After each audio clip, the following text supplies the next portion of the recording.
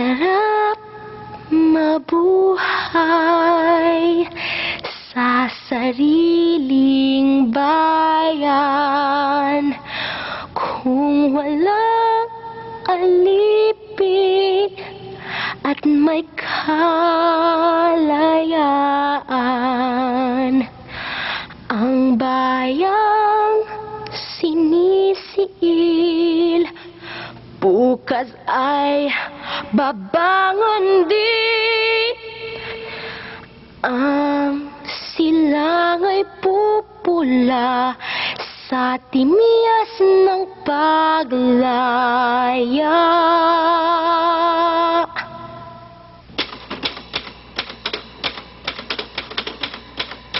This is a story of hope. We began the 20th century as a nation defeated in war. The Republic had fallen. We were a colony again, but this time of the United States. But from the depths of despair, we raised ourselves to the heights of hope by mastering English, mastering politics, mastering modern Western culture. From that top, we were thrown back to the bottom by the brutal Japanese occupation, which, endless as it seemed, we felt we could never recover. But from that Armageddon and the unpromising first years of the Third Republic under Rojas and Quirino, we rose again to the high hopes of the Magsaysay era, and yes, even of the regimes of Garcia and Macapagal. Then again, plunging decline under Marcos, and what seemed hopelessness for 60 million cowards. Yet again we recovered spirit and redeemed ourselves under Cory, Ramos, and Erap. This is the story of the Filipino nation during the last 100 years. This is our story.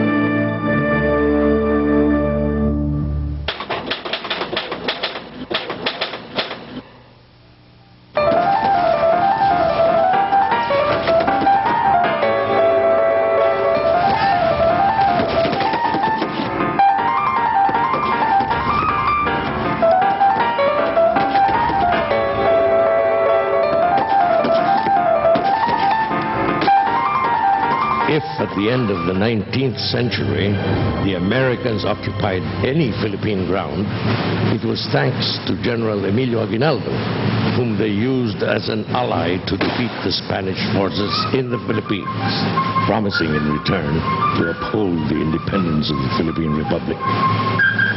But when victorious, Aguinaldo found himself denied and disowned as an ally of the United States of America. To recognize him as an ally would be to recognize the Philippines as a nation, as a republic. Instead, the Americans lost no time in provoking a conflict to destroy that republic. A conflict to enforce American dominion over the Philippines. And so, during the last year of the 19th century, the kingdom, the power, and the glory of the United States of America got hurled against the infant Filipino nation, accused of stopping the invader on its shore.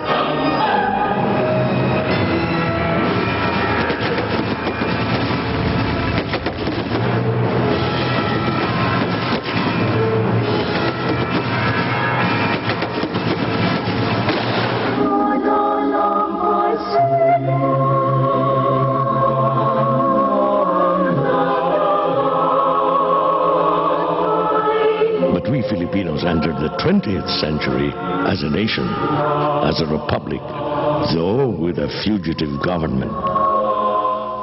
The Americans labeled the freedom fighters at the turn of the century bandits and outlaws in order to strip the freedom fighters of the dignity and integrity of the struggle for freedom and sovereignty of the Filipino people. But how can the defenders of their own land be bandits, we asked. The history of the Philippines during the 20th century, during the Siglo Filipino, is contained in that very irony. And our finest hours flowered from that irony. The Philippine-American War, the guerrilla resistance against the Japanese, the EDSA Revolution. Indeed, the worldwide audience we got during EDSA had a precedent. It was the worldwide audience that Don Emilio Aguinaldo got while defying American might. This is something our histories do not tell, that we entered the 20th century with the incredulous eyes of the world fixed admiringly upon us. Mark Twain spoke for the world's Pinoy watchers then, when he equated Aguinaldo with George Washington and Joan of Arc. In early 1900, the Americans already knew that as long as Aguinaldo escaped them, Filipinos could still claim that they had an army, they had a government, they were a republic. In his single person, Aguinaldo had become Free Philippines, the independent nation. So the Americans had to find and get him, for they had no authority in the Philippines. He was still El Caudillo, El Señor Presidente. But how to track him down when they did not even know where to go hunt him? As the 19th century ended, he seemed to have vanished into the mists of the Igorot Highlands. Actually, Aguinaldo was no longer in the mountain province, having crossed it from west to east during the last month of the 19th century. In January 1900, he reached Cagayan Valley, rested a while in Nueva Vizcaya, before proceeding to Isabela, where he set up headquarters in Tierra Virgen. It was Maytime then. Tierra Virgen was a refuge for only 4 months. In August, hearing that the Americans had landed in Aparri, he resumed his trek towards the Pacific Ocean, reaching the east coast town of Palanan in September. There, in a town that enjoyed good food, theater, sports, concerts, dances, and tertulias, Aguinaldo enjoyed the good life for 7 months. Those who imagine the Philippines then as benighted may be surprised to learn that so isolated a town as Palanan was in its own way civilized and cultured. Aguinaldo even had newspapers from Manila. Safe and sound ended the first year of the 20th century, and the second year proceeded just as promisingly. On March 22, 1901, Aguinaldo turned 32, and Palanan celebrated his birthday as though it were the town fiesta. All along, from the time Aguinaldo evacuated Cabanatuan, proceeding northward, he had been issuing various circulars to the people in the field, asking for moral support as well as intelligence.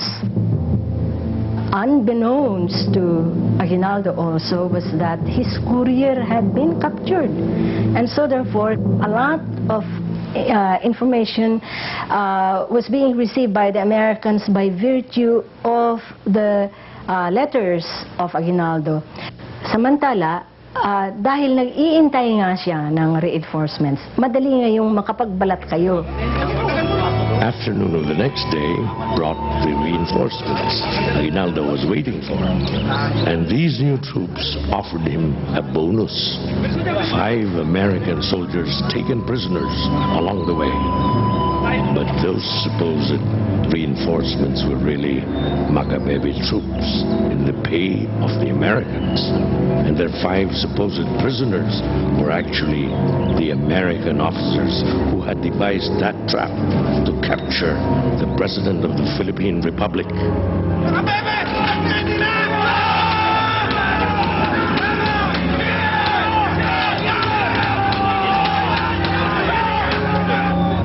Suddenly, Aguinaldo found himself seized and hurled to the floor. Prisoner of war of the United States Army. Aguinaldo was taken to Manila and lodged in Malacanang as a guest of General Arthur MacArthur, who had said earlier that the Filipino guerrillas were mere bandits and murderers to be treated accordingly.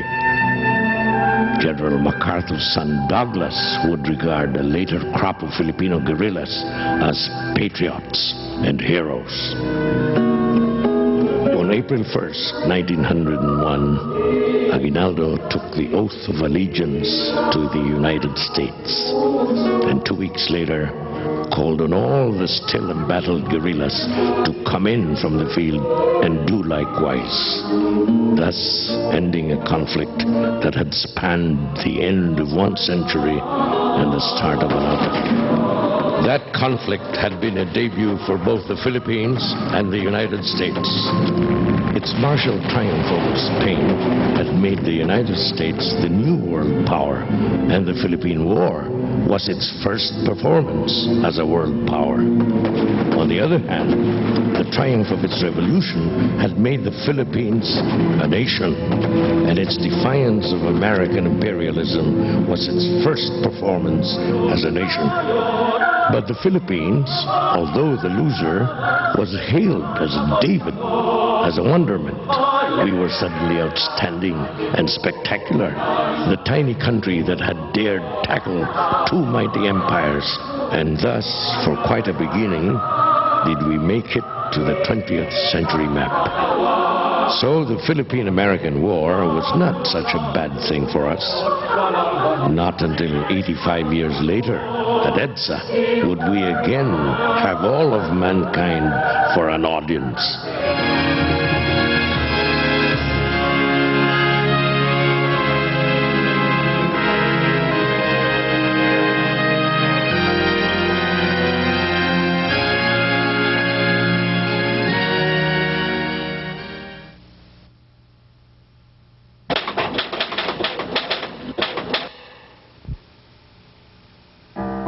I see the cat. Do you see the cat? Does the cat see me? The American soldier is reading from Baldwin's primer, and his class is half a dozen Filipino kids whom apples have lured to his side to learn the American language. Children,